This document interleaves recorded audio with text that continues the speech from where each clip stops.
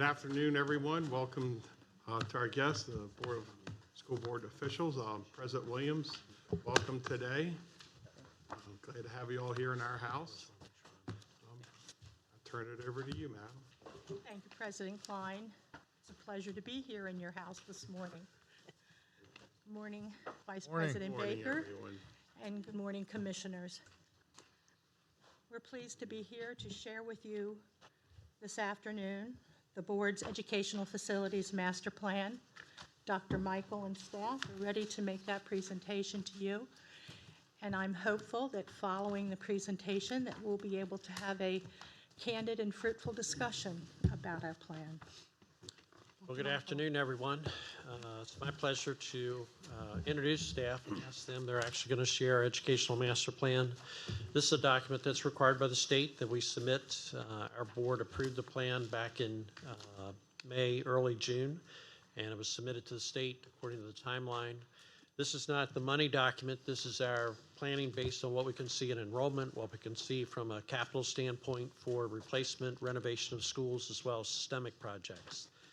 On top of that, the CIP, the Capital Improvement Program, will come forward to you in the fall, as it will to the state when we make a request for funding, as well as our comprehensive maintenance plan will come before the board for approval by the 1st of October. So this document's one of 3 major documents that we submit to the state, required to submit to the state. What they're looking for is to ensure that Washington County is taking good care of the resources that they've invested with state dollars.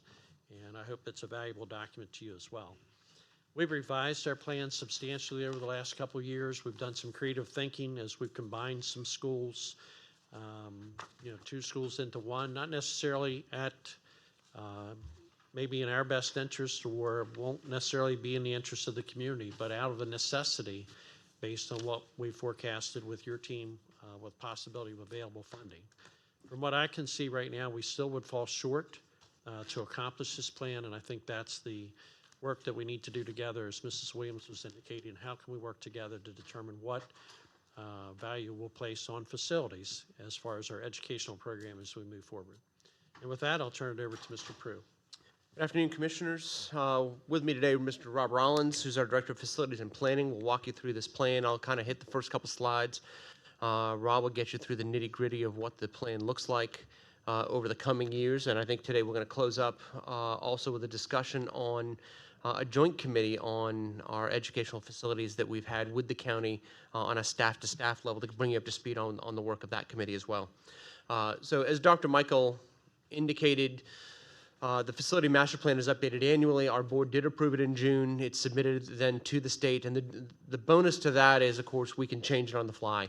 We can change it one year to the next. If something changes, if funding changes, if priorities change, we can make the changes on a year-to-year basis, and I think you've seen that over the last number of years. We'll give you a quick reminder of what our infrastructure looks like. Again, we maintain over 1,100 acres of parking lots, athletic fields, outdoor school space, and so forth. That's all of our acreage. We maintain 47 educational facilities, which encompass almost 3.4 million square feet. That square footage does not include the transportation hub at 820 Commonwealth or the spaces at the Center for Education Services. I'm going to go back to that slide for just a second. Draw your attention to the 47 schools. One of the things when we looked at this plan was to try to see how we could build on efficiency in our schools. So we looked at neighboring counties to see how many schools did they have for their populations. Carroll County has about 2,000 more students than Washington County. They have 40 facilities. Frederick has almost double our population. They have 68 facilities, about 1.5 times the number, not double. They have double the students, but only 1.5 times the number of facilities. Charles County is another that's similar in size. They have 38 schools. So as we move forward through the plan, one of the things we're talking about is trying to reduce the number of our facilities to lower the cost of education. This is our ideal preventive maintenance program. You can see in an ideal world, if we could replace a school on a 50-year life cycle, right now we have 47 buildings, so that equates to about needing to replace 1 school per year. Of course, if we lowered the number of buildings, the replacement per year would also increase. We do our roofs on 20-year cycles, boiler systems. You can look down through there and see that On average, we need to be doing about 2 roofs a year, 1.5 HVAC systems, so maybe one year and 2 the next, things like that. But as we go through the life cycle of a building, these things all need to be replaced on these kind of schedules. So just some facts. Of our 47 buildings, 24 were either constructed or modernized in the 1970s or earlier with no further major modifications. That's 10 of our current elementary schools, 6 middle, 6 of our high schools, 2 of our instructional centers. 17 of those were built in the 70s, 17 of the 24. The other 7 were built prior to the 70s. Issues at these facilities that aren't necessarily addressed in planned systemic projects, we don't have public utilities at 3 of those schools. They're on well and septic. 16 of the schools are either have an open plan, a completely open plan, or are partially open in certain areas of the building. Those 24 schools have 31 portable classrooms, and we also have many that have a combined parent bus and parent drop-off, bus drop-off. In other words, it's not separated with the amount of people bringing their kids to school. In new schools, we always separate that parent drop-off loop from the buses, so you don't have cross traffic, so you don't have kids dodging buses and or cars as they get on and off of their vehicles. Also, 7 of the 9 elementary schools in that 24 schools that were built before 1980 are 300 students or less, 7 of the 9. And the other 2 are, I think, 350. They're all under 400.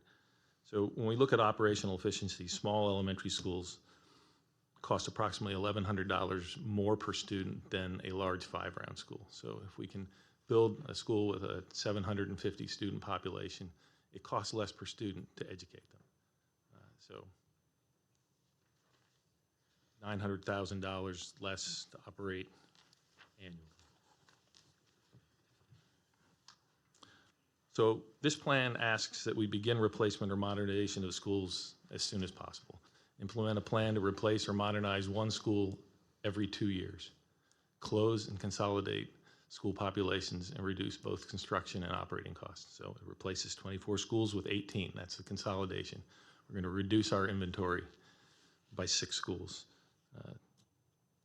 We can save about $3 million more in annual operating expenses once the initial plan's implemented. So over the next 10 years, if we can replace 4 schools and have the 5th one going, operational savings alone should be in the $3 million range. Now, reducing the number of schools down to 41 results in about an 80-year replacement cycle. And although we talk about the 50-year limit on a school, if we follow this plan to replace 1 school every 2 years, 18 schools, that's 36 years. The average age of replacement as we go over that period of time is going to be 70 years. So the schools aren't going to be replaced when they're 50. They're going to be, on average, replaced when they're 70. The oldest one's going to be 80 years. And Rob, that's if we stay on the schedule that you described today. Yes, that's if the schedule we described today. Yep. So the 10-year plan has these 4 schools proposed. Open a new school in 2024 to replace Hickory and Fountain Rock. We propose to build that right on the property at the Center for Education Services so that there's no land cost. It'd be site development cost, but we don't have to find the land. Water and sewer are already there. Sorry, thank you, Jeff. In 2026, open a new school to replace Greenbrier Elementary School, Old Forge, and Cascade. And we're going to need to find new property and bring public utilities to it if it doesn't have it already. So the search for that property would be to look for something that has as much public utilities already there as possible, and then bring what's not there. In 2028, open a school to replace Fountaindale and Potomac Heights. Again, we'd need to find land, and hopefully land with public utilities. And in 2030, open a new school to replace Daub and Funkstown. And we think we can probably do that on either one of those sites, and just abandon the site at the site we don't use. So this 10-year plan results in replacing 9 schools with 4. The reduction in square footage is 14,000. So we're educating, actually we increase the seat capacity by 580 students. So we're educating 580 more students, or have the ability to, with 14,000 less square feet. We reduce our acreage that we have to maintain by 65 acres. Safety increases in terms of not having open schools, better parking facilities, all the modern vestibules and security features we put in our new schools. We would eliminate 18 portable classrooms, reduction in number of buildings, of course, and decrease operating costs. And we would reduce construction costs. We think that by our estimate, building one school to replace two, instead of replacing two schools in kind with one school, we save about $10 million in construction costs alone per school. So over the 4 schools, we'd save $40 million in construction costs. 4 school almost is paid for by the savings in building them larger like this. Can I ask a question? Sure. Of those schools, what percentage of it's paid by state money? So as long as we can justify the enrollment, which we believe we can, the state pays 71% of the construction costs. So every county in the state of Maryland's trying to reduce the number of schools? I don't know. Not every county. Some counties are already right where they want to be. I think that we have a larger number of small schools in our county than most other counties do. When you look at the data, the students per school is lower in Washington County than it is in other counties. I think to be clear, Commissioner, we're not trying to close schools or combine schools. This is a necessary reaction to what we've heard, that it's impossible to replace every school that we'd like to replace. So I charged staff a year or so ago to come up with another plan. We can't knowingly, I can't even in good conscience, I mean, I'm not going to be around forever. Most of these schools are going to be built long after I'm retired, hopefully sitting on the front porch. But the plan that we've been presenting, the plan we've been bringing for year after year, I mean, it's clear that it's not going to be funded. So come up with something else, team. We cannot come back with the same plan. So this is our response to how else could we do this? It's still a substantial amount of money. It's still opening a school every couple of years. It's still more than what's in the CIP right now. But it's a reaction to, I mean, we're going to get feedback on these schools that we're talking about closing and moving. Probably not going to be flattering feedback. But we do believe we can offer an outstanding education at some of these larger schools. But it's a reaction to we do not have the money or can forecast the money to support replacing all the schools that we have. It's not a desired, it's not even a desired direction from our board at this point, but it's a necessary direction as another concept of how would we get there with limited funds. So that's where we have to decide together as County Commissioner School Board that this is some way that we can pursue tackling this challenge. I just have one quick question. You say in your 10-year plan you're gonna basically it's going to be a turnover like 4 schools, but you're saying your reduction in square footage is only 14,000 square feet. That's because the new schools will be a lot bigger. Or larger, yes. And the construction costs, how's that outweigh what you previously done? Because there's more square footage, more money. Is it you? Right. Well, but compared to modernizing, putting additions on, replacing the existing small schools in kind at their current sizes or maybe just slightly larger depending on population, it costs much less to build one larger school than it would be to build 2 smaller ones because of mainly redundancy. You know, you don't have to build 2 cafeterias. You don't have to build And I'm sure it does away with all the portable classrooms and all that. Yes.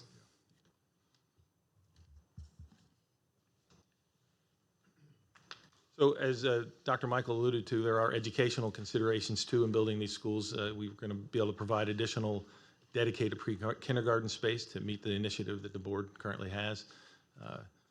Newer state-of-the-art facility is in the hands of students quicker.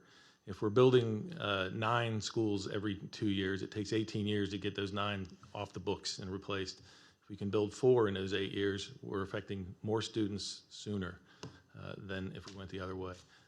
We increase educational opportunities for students, provide full-time support staff.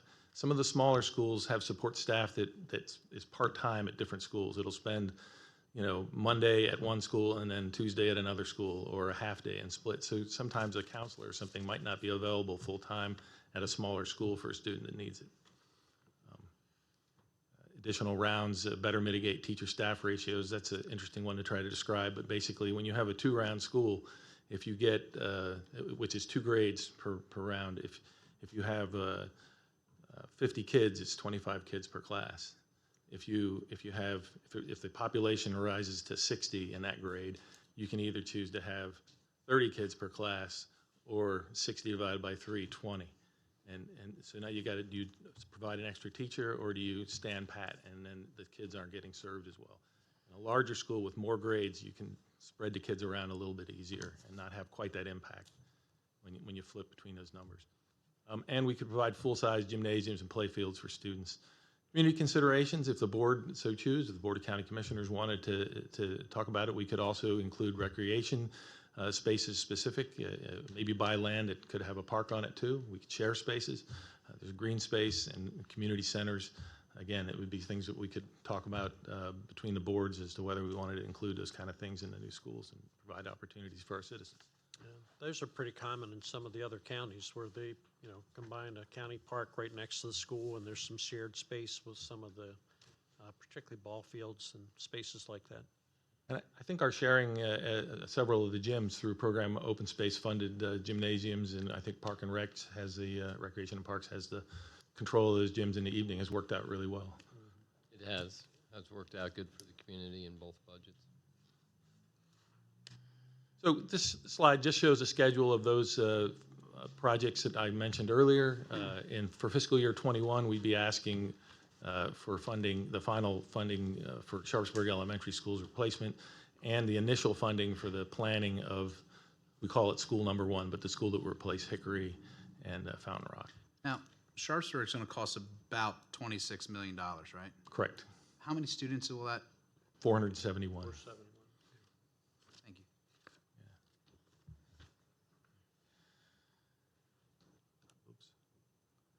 Also in the FY21 project, CIP, Facility Master Plan, we have 4 systemic projects identified. The South Hagerstown High roof replacement received partial state funding this year. So we look forward to getting the rest of the state funding for that in FY21 and then be able to construct that roof replacement.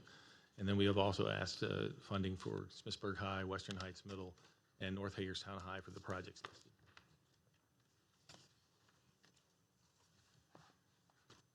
Beyond the 10-year plan that we've shown here, we would want to continue replacing schools every 2 years.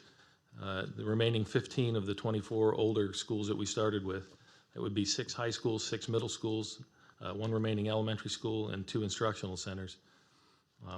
We would want to consider further consolidation where we could. You notice I'm replacing 24 with 18. We've reduced it by 5 with the 4 elementary schools. So somewhere along the line, as we plan to move forward, we'd look for another chance to consolidate, whether it be an elementary or something on the secondary level. We don't know yet. It's just something we think that we can probably find room for if possible. Overall, we're asking for 18 buildings to be constructed within 32 years.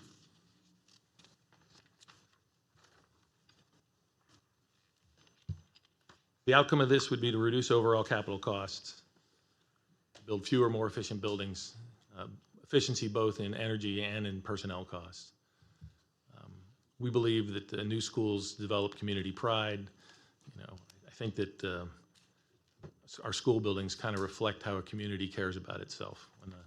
When people come to the community and see new schools, they realize that citizens are well cared for, and I think that then encourages in-kind economic development.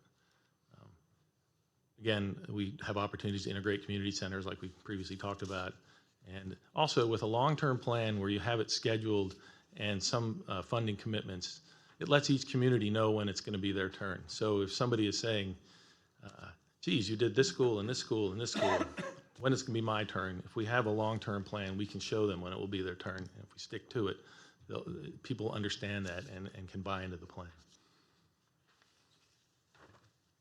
Finally, without a plan of action, the cost to replace and modernize will continue to increase. Our student opportunities will still be limited. Buildings are going to deteriorate. Maintenance costs will increase. Money spent on maintenance maybe could be better spent on modernization in terms of reducing a maintenance backlog. If we continue to fund it at the current county CIP level of one school every 4 years. The average age of replacement for these schools, even if we consolidate like we're talking about, the average age at their replacement would be 85 years, with the oldest being about 112 years before we get to it, just on those 24 schools that we're talking about. And then if you want to look long-term, a school like Sharpsburg, if we're replacing every 4 years, it's about a 156-year replacement cycle on 41 schools. Sharpsburg, opening next year, wouldn't be replaced until the year 2176.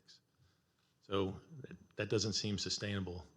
And so that's why we're here trying to figure out a way to get through this for all of us.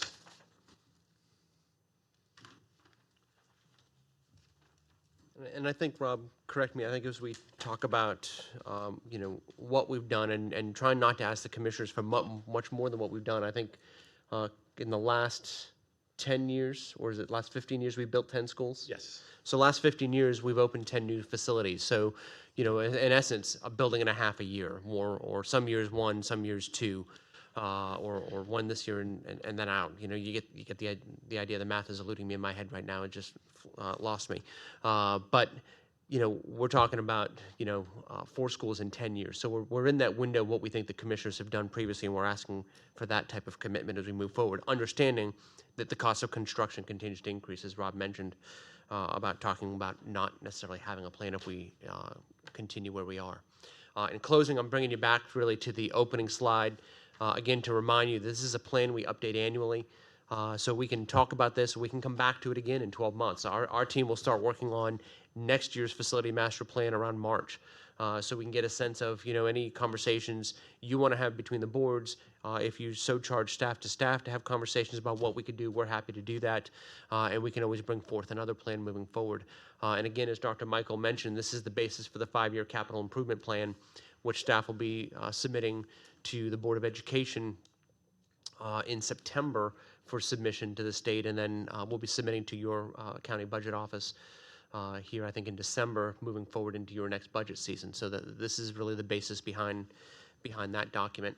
And perhaps if I can, if you'll indulge me for a moment, before we maybe open to further questions, I'll walk you through some of the work of the joint committee that the Board of Education had asked about, I think, in a previous joint session. So staff co-chairs, myself and Scott Hobbs, your Director of Engineering, and I think staff is predominantly in the room here today. Also from the county, Andrew Eshelman and Pamela Mon, and then from the Board of Ed, Chad Criswell, Mark Mills, and Rob Rollins. We've met a handful of times since probably May to discover a number of items. One of the first things we did was to develop a guiding principle, and that's up there on the screen for you. But ultimately, we're looking at long-range viable plan. I think viable is the key word to that long-range plan, both for the educational facilities themselves, the opportunities that are available for students, but also recognizing what the financial drawbacks are to each individual plan, and really come up with something that we can all live with and that our community wants to live with, I think, from a greater purpose. The plan ultimately is going to review a lot of things. We're going to look at scope. We're going to look at prevailing wage. We're going to look at total cost of projects, not just purchase price, but what is that total cost of that project? Depending on perhaps how we outfit the building. I think in a previous commissioners meeting, we talked about, let's say, shingle roof as opposed to built-up roof as opposed to metal roof, and how do we want to outfit those buildings based on what are the maintenance needs of each of those. So we are looking at total cost as well. This is some of the work that we've done to date over those handful of meetings. We reviewed the 2018 Educational Master Plan, which is not entirely dissimilar to this one. This one is tweaked a little bit, but it is similar. We reviewed the 2018 Facilities Inventory Assessments. So we looked at what are the assessments of each of the types of building systems and the grades of each of those buildings as we look forward. And that becomes a basis of which buildings do we decide are going to be renovated or replaced first. We review the 2018 enrollment data so we can get a sense of what is the state-rated and local-rated capacities for each of those buildings, and what is the actual enrollment. Our board goes through a process of enrollment movement from time to time. We just did a new attendance zone for the Sharpsburg Elementary School for when that opens, but we occasionally have to do that. And so the committee as a whole got a sense of how enrollment changes, development impacts on enrollments of schools, and how it might mean, let's say, an addition to a school, a portable to a school, or just flat out a capacity school like we did, 10 years ago when we opened Rockland Woods. We reviewed the costs of comparable projects from other school systems, and I think what Board of Ed staff tried to impress on county staff is we build to the allowable square foot that the state allows and the state will reimburse to maximize the state dollars in every project, whereas most of our colleagues across the state are just building. And they're building and they don't care and they're just going to kick in the money. And we understand that the cost of our buildings is a strain on our community, and we try to do the best we can to maximize state dollars and respect the assets, both the building and the financial assets that our community has. We toured Hickory Elementary School to give the staff a sense of, this is one of the first ones on the list, and this is a fully open school. What does it look like? What are some of the challenges of a school that is 50 years old and open? We discussed state prevailing wage requirements and how that impacts the cost of all of our projects, as well as state construction costs and reimbursements. We've also done some work discussing the merits of energy service contracts, and to give both boards an update, a procurement was developed for an investment grade audit, which will give us a sense both of some of the county buildings and some of the city buildings with the Board of Ed that we've put into this audit as a first foray into this process of what types of projects that we have that we could undertake that could yield savings to our taxpayers if we take on a project to save energy costs moving forward. That bid was advertised by county staff on July 25th. We had a pre-bid meeting last week, and proposals are due into your county purchasing office on September 4th, and we believe that process is moving forward, and we've already had questions from potential bidders. Work remaining in front of us is to review state trends and their potential impact on WCPS projects. So really here, what are the changes in facilities? Our facilities team meets with other facility planners and with the state public school construction program a couple of times a year. They tour new facilities. So in terms of the trends, what are the construction trends? What are new materials that may be used? What are new design ideas that can be incorporated into buildings? So we'll be looking at those.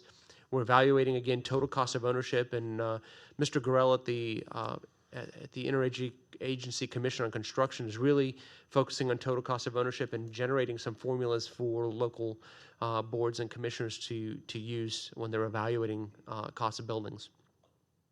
Looking at developing the realistic life cycle of our school buildings, and I think that's ultimately back to the beginning. That 50-year life cycle is what we sort of present. That's also what the public school construction program presents, is a 50-year life cycle. And Mr. Gorell even said last week on their webinar on school construction that really at 30 years you should be evaluating, what are we doing with this building? Should we be renovating this building? Should this building be renovated maybe for replacement, or does it need to be enlarged?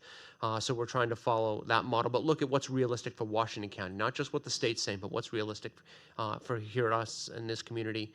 We're looking at determining methods for project prioritization, which projects should be done first and why. And then, of course, presenting our findings and recommendations to our elected officials for their action. So that's the work that's still ahead of us. And with that, I think I'll turn it back to Dr. Michael. I think one thing I do want to reiterate that staff's already shared, this is an annual document, an annual process. A lot of things change. I mean, I can remember way back 20 years ago when we first had Besser up as one of our #1 priorities, and it kept getting shoved back and shoved back and shoved back because at that point we were going through a housing boom and enrollment growth, and we needed space, and we couldn't accommodate a school that really needed to be replaced. So this thing will change. I heard, I returned here from vacation. I understand that a development piece of property has been purchased, potentially it's going to be developed into 250 single house rental units. Between Salem Avenue and Marshall Street, there's a piece of property out there that's been for sale for a number of years. If that developer comes through with that, it's inside the city limits, so the APFO restrictions don't apply. We can't really, I don't think that you can generate money from that APFO.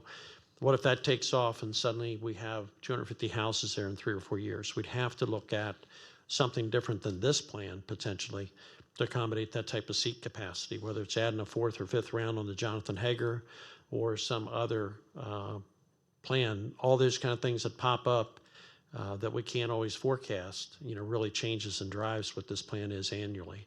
And we kind of have to be flexible with what happens. So with that, I'll turn it back over to Mrs. Williams or to the county commissioners for questions or comments. Thank you, Mr. Prue. Thank you, Mr. Rollins. Thank you, Dr. Michaels, for the work that you've done and the presentation that you made. So Commissioners, I think what this really boils down to is what do we want for the children of Washington County? You've heard Dr. Michaels say that this idea of consolidation came as a result of him asking staff and charging staff with finding a different way, giving the lack of financial resources, what could we do differently? And, you know, they've looked for the positives. And yes, there are savings that are there. But as an educator, I could tell you that I'd rather have my child, and I'd rather teach in a school of 400 than I would in a school of 725. Yes, there are savings to be realized, but at what cost? At what cost to the students, their families, and the communities that those schools serve? So I think we really need to be working together to decide what is it we want for the students in Washington County as we move forward. I had one more question, just on the constructions part of it. I'm sure you considered, you know, some places in the South, schools are pretty uniform in their appearance. They're, for lack of better term, sort of cookie cutter. And I know architecture costs a lot of money, and different lines and different buildings cost a lot of money to build. Was that ever a consideration? You're going to give all of them a different identity. Like, let's take, for instance, the State Police Barracks. Beautiful building, but it costs a lot of money to build that because it has so many lines. And I just was wondering if you could make them save some money, just to, you know, just to standardize. That's the word I'm We've looking looked for. into that. We'd have no problem with every single building looking identical as far as we're concerned. The challenge is that every site is different. So if you get down to Sharpsburg, they're using a dramatic change in elevation and how to create that building. You wouldn't be able to take that building and drop it on a flat site and have it work exactly the same way. It wouldn't even work close to the same way. But we're not opposed at all to have every single building look exactly the same. But your site's got to be the same. The potential for road and separation of bus loop and car loop, and you know where Also, utilities are coming in. And really the other big challenge is the further you stretch those buildings apart, you have so many code changes and compliance changes and educational changes, it starts to drive some of that. But we have no issue, and actually I think Washington County probably 50 plus years ago did 2 or 3 buildings are the exact same setup. Now whether they saved any money on architect is too far back for us to tell. But really, site just drives so much of that. and there can be time. savings both in design and construction, but the quicker you build them in succession, the more savings you'll get because the institutional knowledge of the constructors stays firm. You'll have the same subcontractors maybe bidding on the next job. If you spread them out over a longer period of time, a company that did the first one might not even exist for the third one. And I think I heard that in the presentation, some would be used on the same sites and some wouldn't. Is that what I heard? And so demolition's a huge cost too, if you're going to have to demolition, right? Demolition is as much as you think it is. I mean, it's a big cost. Compared to building one, it's not now. Right. I mean, it usually can tear down one of our elementary schools for $300,000 or something. I know that's not a small number, but in relation to the total cost. In relation to 36 million or something. Yeah. Well, but I think on that line as well, I think, you know, if we were to vacate, let's say, a site, you know, let's say we've got Sharpsburg, we talk about Sharpsburg, we vacate the Sharpsburg site and we built somewhere else, you know, we're deferring another building back to the counties potentially. I think what you're talking about is, do I want to have my land acquisition cost, or do I want to, you know, you're offsetting that, let's say, with a sale cost when you eventually get to sell that building back, or do I want to build in the same building and have a demo? I think it may wash out over the long haul. Sites in the right location that also have public water and sewer are at a premium. I have a question kind of to piggyback off of Commissioner Wagner. There's certainly benefit in building schools that are similar. You have your cost savings, as you mentioned, but how do we make sure we also don't fall into the trap where maybe we did back in the 70s when the fad was the open concept schools, and I guess before that you had the walk-through classrooms. I'm thinking of Conococheague Elementary School when that closed, and you know that was the fad at the time, but it turned out not to be the best environment to conduct a classroom. How do we make sure that the classrooms that we build don't fall into that same pitfall where 30 years from now a different group of commissioners, a different group of Board of Ed members are grappling with a school concept that isn't feasible? Our schools are very basic right now. They're pretty much hallways with classrooms. And we put some collaboration spaces to keep up to date and things like that. But we also build our schools in many cases with, instead of with block walls, we build them with drywall partitions. So in 30 years from now, if something changes and you want to educate students in a different way, you have a good steel shell that you can then wipe out the walls on the inside and update it accordingly. So, but that is the lament of every facility director, believe me, is we walk through schools, old schools, and go, oh, what were they thinking? And then you have to stop because you know that in another 40 years, someone's going to be saying about something that I did. So I think we can future-proof it as much as possible, but, you know. Yeah, I think we try to do what makes sense. I think when the open schools were being built, I know one of the principals of when one of those schools was being built absolutely, totally disagreed with the construction of the building the whole time it was being built. Didn't see it as a good idea, couldn't see how it was going to work, and it didn't work. But the only way to secure state funding at that time was you had to build schools as open schools. Other than that, you did not get any state funding. So unfortunately, sometimes some crazy things like that drive those things. But I think right now, as Rob's indicated, we have basic construction, even some things that can be modified in the future. Obviously, we're building things with safety and security in mind. So right now, that traditional building of years ago pretty much works, with the exception of walking classroom to classroom to classroom. It does create a different challenge. And there are no avant-garde stipulations from the state at this point in time. They pretty much leave the design up to the local controls. I've got a quick question in your presentation. It says save $3 million or more in annual operating expenses once initial plan is implemented. Is that after the 10 years, or is that after the first 2 schools is built? After the 10 years. Okay, so in this consolidation and rough numbers, every 2 years, we're saving roughly $750,000 in expenses, roughly. Each building, if I can maybe piggyback on that, the consolidation of 2 buildings to 1 is approximately $1 million savings. So once you've got the first building down, you're saving, and then the second building you're at $2 million. By the time you get to the third building, you're at $3 million annually. Does that make sense? So then by the 4th building of this, then we're at $4 million? Could be. Could We be, were depending being on the actual conservative savings. and saying $3 million. Okay. And then I guess then my question comes is, I think this is a great plan, and I would love to find a way to financially be able to do this. But at that same scenario, have we looked at utilizing this $3 or even $4 million annually to help offset the cost of these buildings so that we can, with the state dollars, with this $4 million in savings at that point, annually offset the cost of these buildings? Because I looked at $3 million, and if we did that over 10 years, you know, using 750, so I'm off because of $1 million, you know, that's roughly $21 million that we've spent extra. And Sharpsburg costs $26 million. So if we sped this up and use some of this $3 or even $4 million, we could get these done with the state matching, with county funding. It would be, I think, much more feasible to have this done at a faster pace. Commissioner, am I hearing you say that you are in support then of this consolidation idea and that we are on the right track as far as what we have in this particular plan? If we can utilize some of the savings that you guys are adhering to, then yes, it doesn't increase your budget, and then we're taking that savings and paying for the construction of the schools, then I think that would be great. If the Board of Education would be saying, hey, if we save $4 million, I can take that $4 million and throw it to the construction of this, then that's a great way that we can work together. And recognizing, Commissioner, that you're one commissioner Yeah. of 5, I'd be interested in knowing how the other commissioners feel, just as a gauge of knowing, Well, you know, That'd be the same thing. the as knowing, receptivity of this plan. Are you guys willing to spend $4 million of your operating expense of savings towards construction of a school? I think, you know, I won't speak for the board, but I mean, obviously, we want to look for the capital dollars to come from the county commissioners. Of But I course you understand got- the savings that you're describing.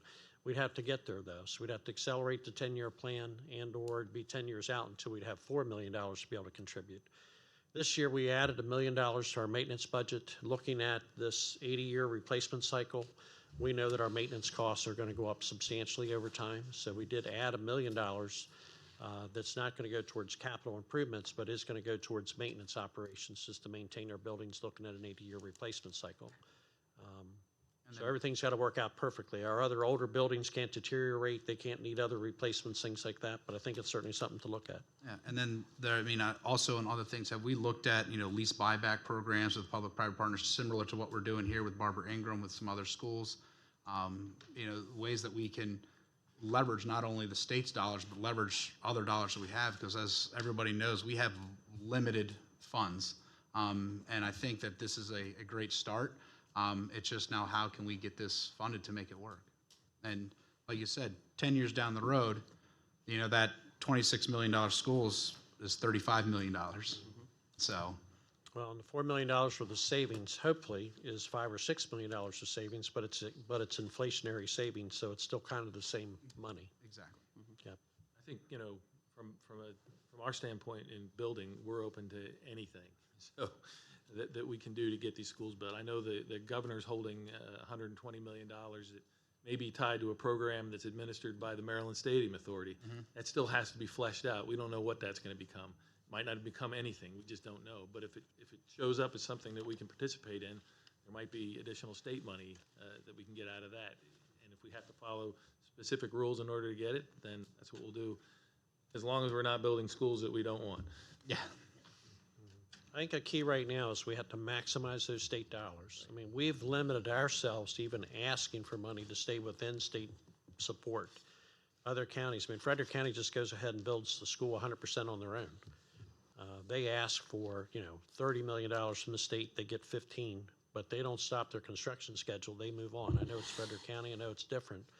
But they just move on and build whole schools themselves, or they'll, get 25% of it funded, move on to the next school. They won't try to get the full funding. And they're at a far lesser rate, their reimbursement from the state. Right now, when we can get 71 cents on the dollar, we cannot afford to not maximize that opportunity, if I didn't say a double negative in there. No, I agree that we need to get the full state funding, but I think once we've maxed out the state funding, well, let's look at other ways to leverage our assets. It's similar to the ESCO. I mean, there's other ways that we can leverage this. And if it's using $3 or $4 million from your operational expenses to go into capital so that we can leverage additional money above the 71%. Those are things that we need to look at, where we're working together. The school board and the Board of County Commissioners are working together to get this done.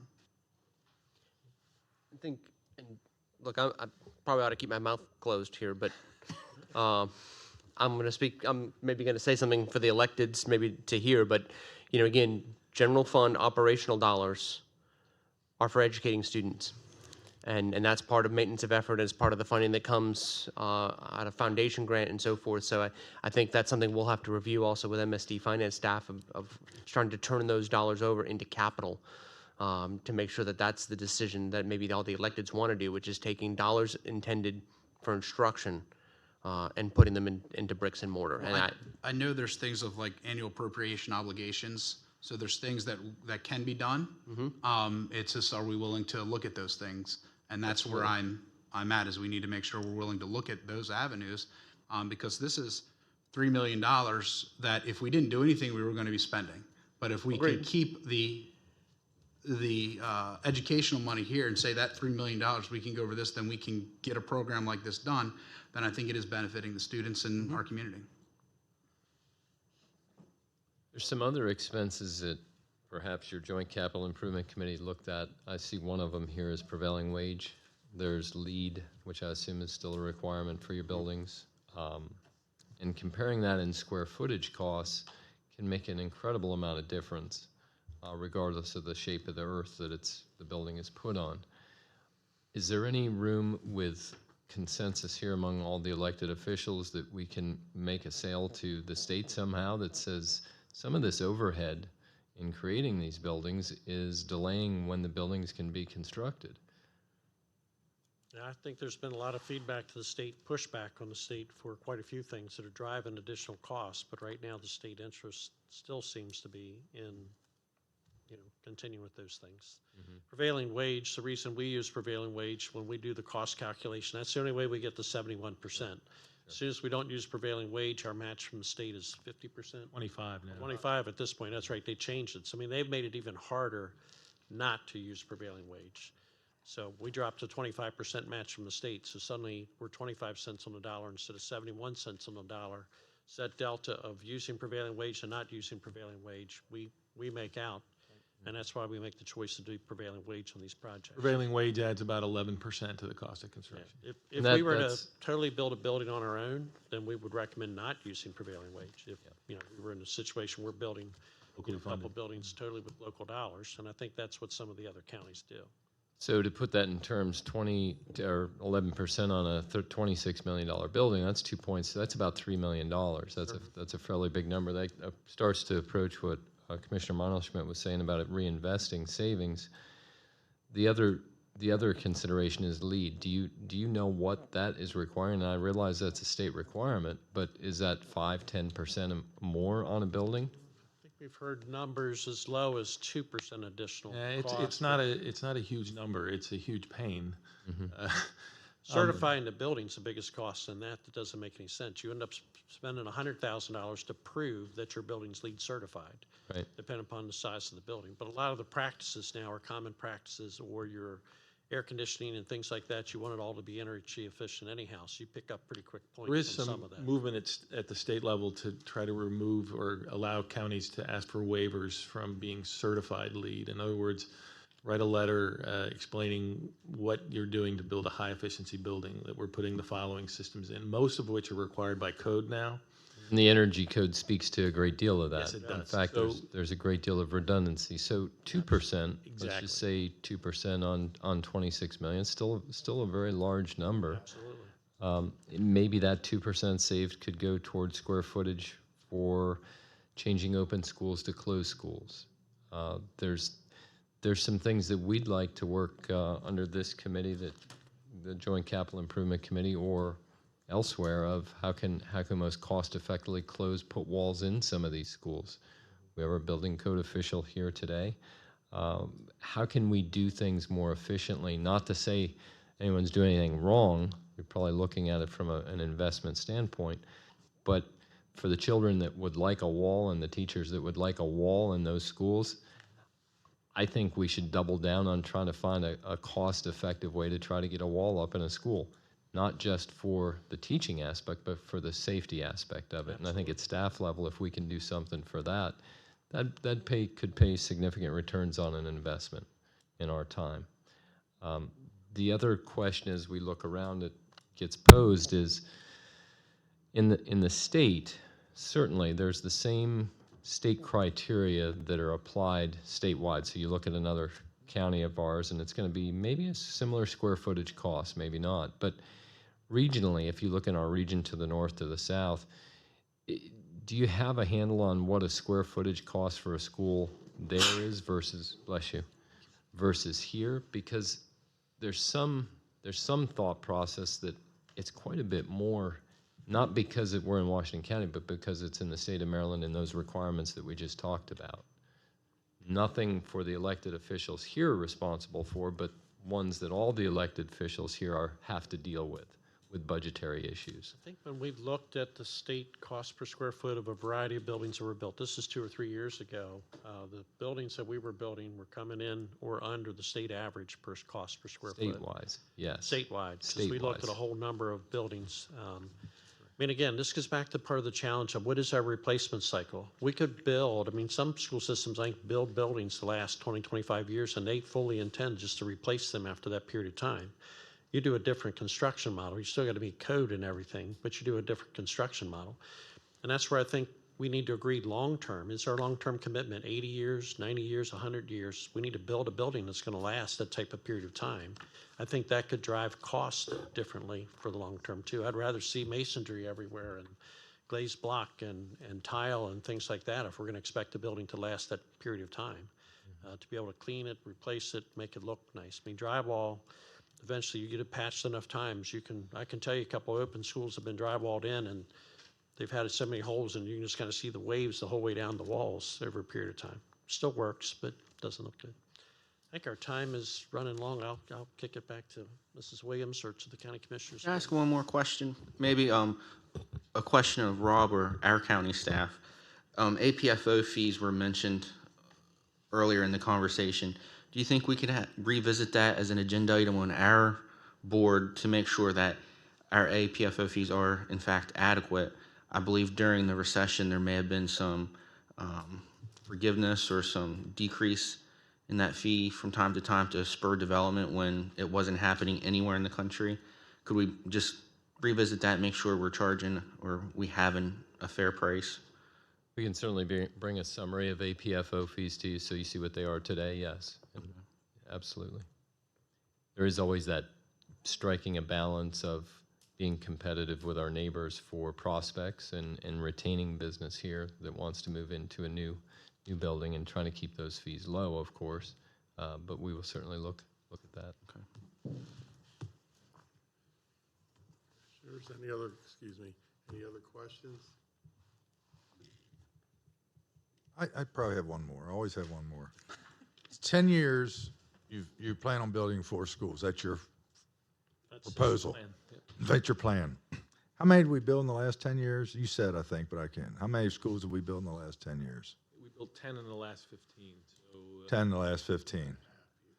Okay, so basically, to summarize it in my mind, it's probably not real popular with some of the citizens, but you're just basically doing what corporate America does. You're consolidating, saving money, and you're not really building any more than what you're used to building. Correct. Okay, I'm just getting it through my head. Well, Any I other think questions? long-term for the county commissioners to be thinking about, on the end of this 10-year plan eventually comes those middle schools and high schools. Middle schools, most of them were built in the 70s, one right after another. Some built 2 or 3 years in a row. I think some of the costs of them were like $3.5 million for all of northern middle school. But those schools were built in the 70s, so they're very quickly going to be 50-plus years old.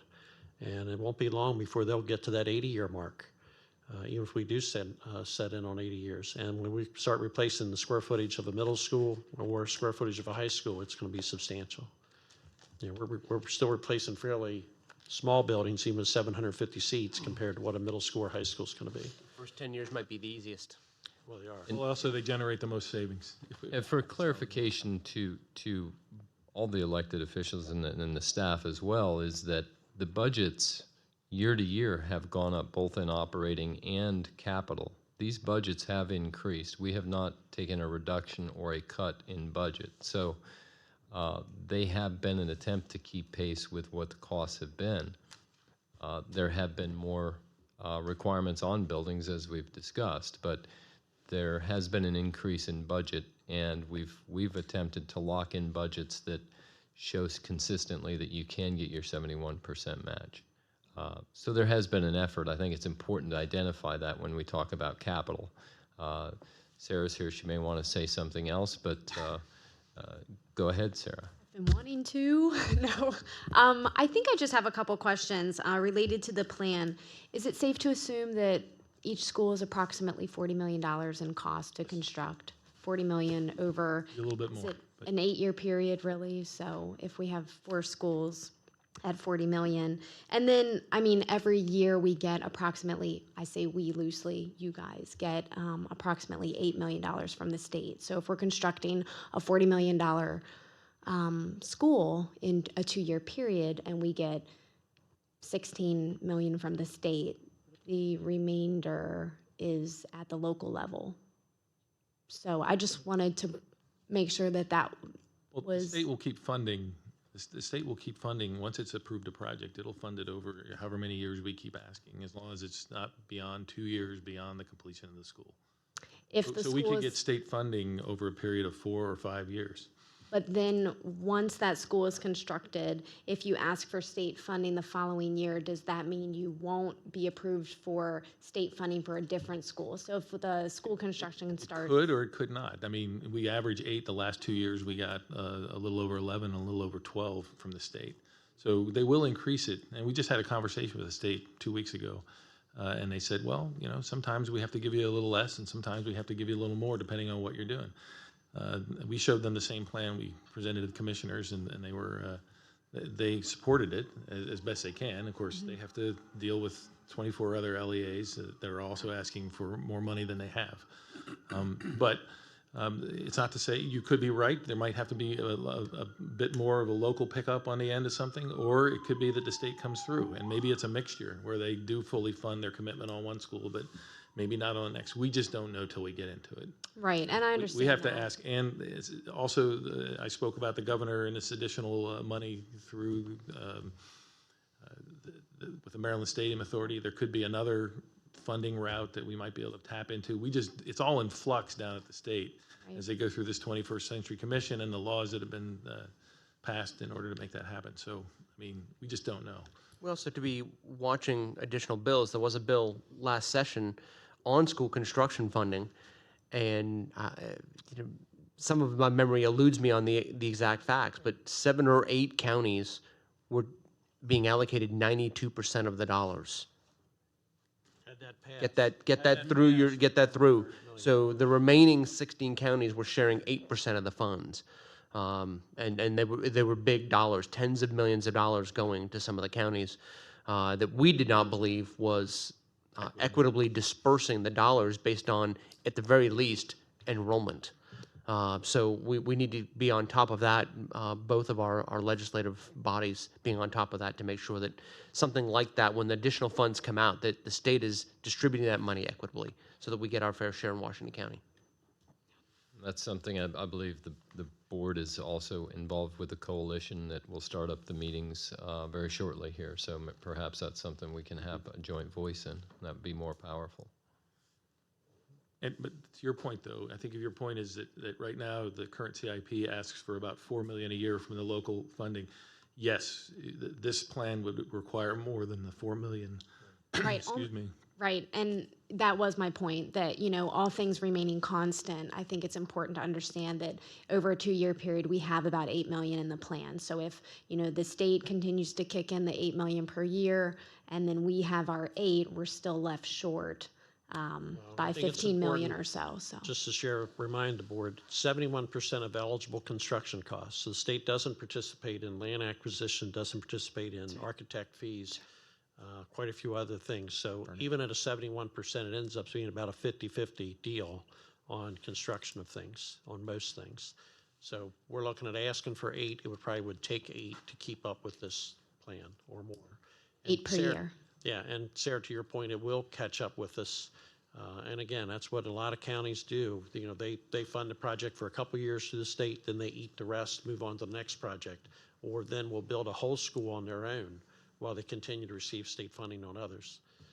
This is a big ask. This is a big lift, but if we don't do at least this much, we're going to start looking for, it's going to go a lot longer than 80 years between schools, a lot longer, if we don't do at least this much. So we don't have the answers. I know you can't answer us today, but we have to continue to look at this. It's going to be difficult to drive economic development. It's going to be difficult to drive housing or even keep people here if your schools start to deteriorate substantially. So it's just something that's just common sense. We just have to look at it together. Yeah, and that's why I was asking about that $3 or $4 million. If we can use, those annual obligations, appropriation obligations, we can use something like that to be able to use some of that $3 or $4 million. That helps with our $4 million and helps with the $8 million. Now we're getting to a number that we can get close to. So those are things. And if we're able to work together to get this done, maybe this is a feasible plan. But it's not going to happen if it's just us or just the state or just you guys. That it won't happen. Well, and again, changes will just throws it all out the window. Suddenly we build 1,800 homes like they did one year in 2005 or 6 or whatever it was in the housing boom here.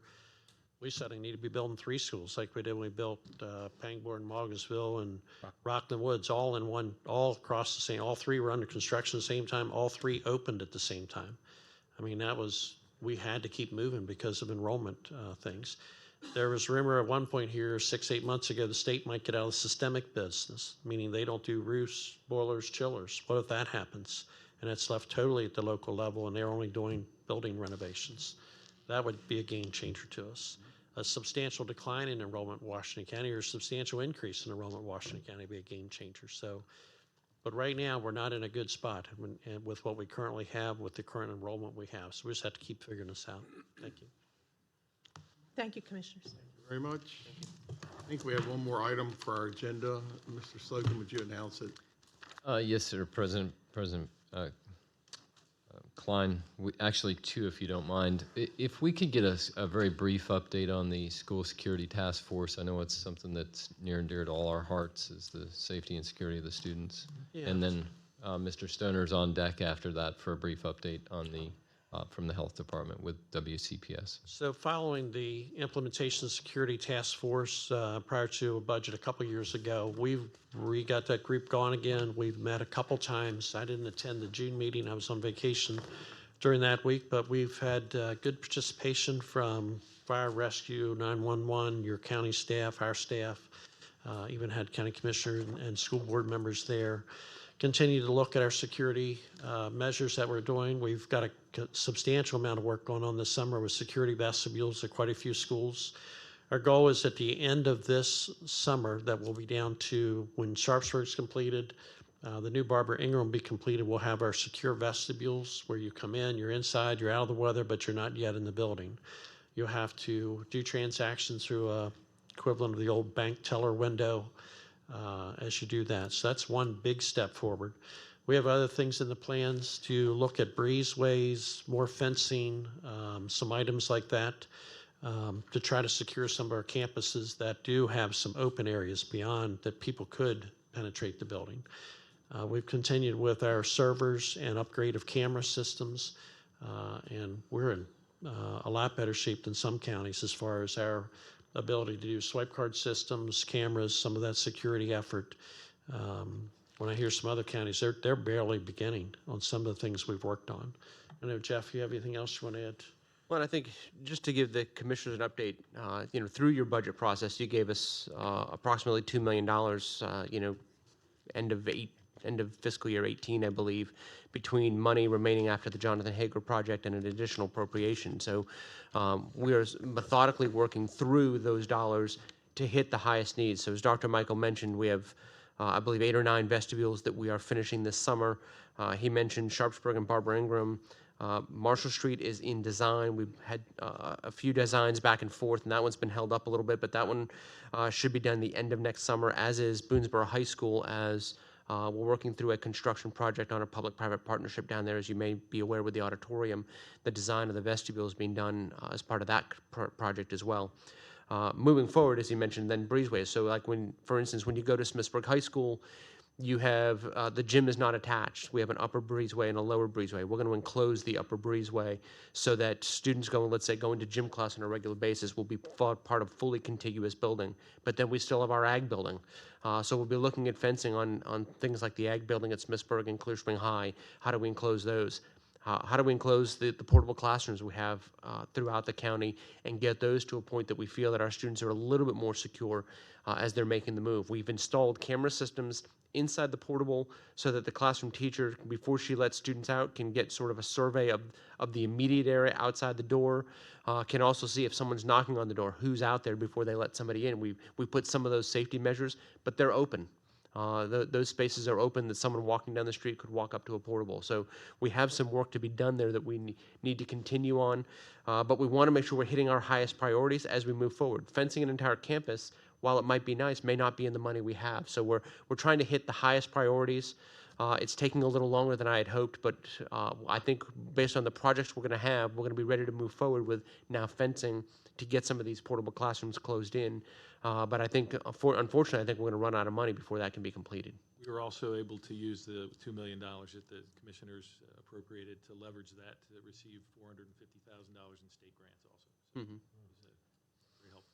In addition to capital, there's been operational. For instance, at the last meeting, I know Chief Kiefer was there, our Sheriff Mullendore was there, our Director of Emergency Services, David Hayes, was there, and it was a collaborative effort, as well as the state police. I do believe they're having an exercise this week, or had one last week, This past Friday. at the school, which was a proactive measure.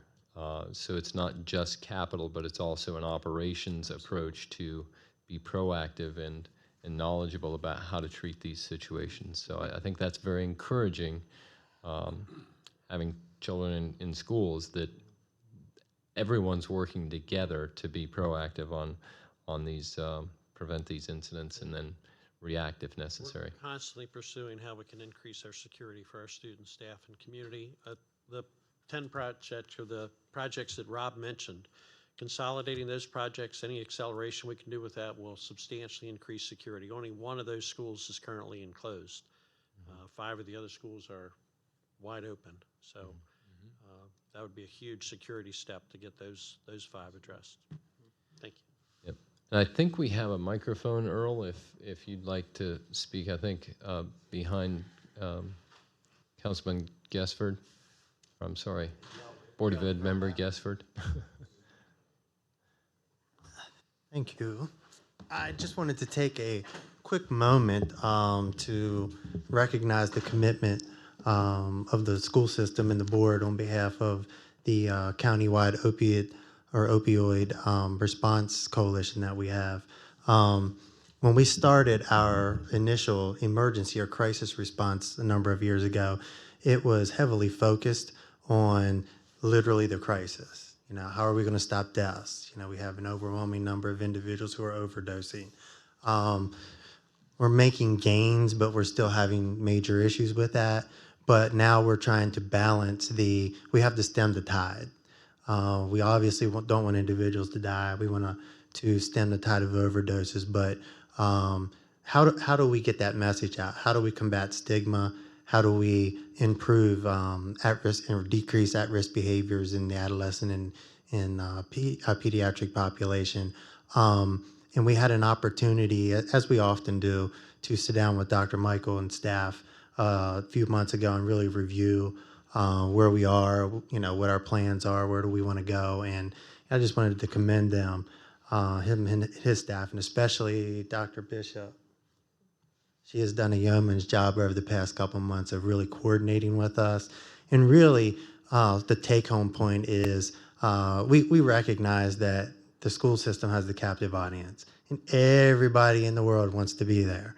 And they want to do their program. They want to, you know, that we recognize that. But our message was, and what we agreed upon was, you know, recognizing what the school system was already doing in the classroom and recognizing the direction that the coalition wanted to go in. It was adding some things on, but it was really coordinating messages. I think that's the biggest thing that we've really sought to do and where we're moving to. And again, I just wanted to commend the board staff and the system staff for continuing to be a valued partner in the coalition and really enhancing our efforts and coordinating things. So I just wanted to, I'm not talking bricks or mortar. I just came to recognize them on behalf of the coalition. And that was, if you'll recall, commissioners, that's one of the strategic imperatives of what Earl just said, is coordination across all sectors of the community, how to address the opioid and work together to do it. So this is an opportunity at this joint session to mention that, which I thought was excellent, as Earl and I met last week about it. So thank you. And I think we're planning to present to the commissioners an update in early or late September. So we'll be able to do that also. And I think today, didn't we appoint our members to the Health Advisory Board, and that includes April? Yes. So I don't know if you knew that or not, but you signed We, up for it. we welcome her. So I think that'll be good for the Board of Education to have a voice on that board. So, thanks. All right, commissioners, anything